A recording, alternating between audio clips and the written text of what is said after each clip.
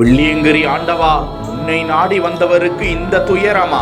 7வது மலையிலிருந்து கால் இடறி கீழே விழுந்த நபர்.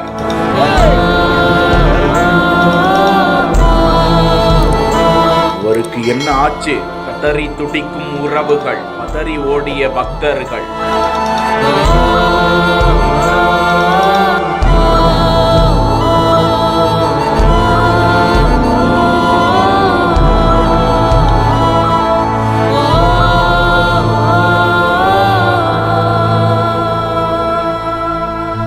தென் கைலாயம் என பக்தர்களால் போற்றப்படும் கோவை மாவட்டத்தில் இருக்கக்கூடிய வெள்ளியங்கிரி ஆண்டவர் கோவிலுக்கு ஏராளமானோர் சென்று சாமி தரிசனம் செய்து வருகிறார்கள். அங்கு சுயம்புவாக காட்சியளிக்கும் சிவபகவானை தொழுது விட்டு வருகிறார்கள். இதற்காக கடந்த பிப்ரவரி மாதம் முதல் மே மாதம் வரை வெள்ளியங்கிரி மலை திறக்கப்பட்டு பக்தர்களுக்கு வனத்துறையினர் அனுமதி அளித்துள்ளனர். இந்த நிலையில் வெள்ளியங்கிரி மலைக்கு நல்ல உடல் ஆரோக்கியம் உள்ளவர்கள் மட்டுமே வர வேண்டும். உடல் பலகீனமான நோய்வாய்ப்பட்டவர்கள், இதயம் நோய் சம்பந்தப்பட்டவர்கள் வரக்கூடாது என்பது கடுமையான எச்சரிக்கையாக இருக்கிறது. இந்நிலையில் தூத்துக்குடியை சேர்ந்த பெரியசாமி என்பவரது மகன் 18 வயதுடைய புவனேஸ்வரன் தனது பள்ளி நண்பர்களான முத்துக்குமார், ஹரிஹரசுதன் ஆகியோருடன் கடந்த 17ஆம் தேதி அன்று தூத்துக்குடியிலிருந்து புறப்பட்டு 18ஆம் தேதி காலை வெள்ளியங்கிரிக்கு வந்தடைந்திருக்கின்றனர். அங்கு மலை ஏறி சாமி தரிசனம் முடித்துவிட்டு மலையில் இருந்து இறங்கி கொண்டிருந்த போது 7வது மலையில் புவனேஸ்வரன் கால் இடறி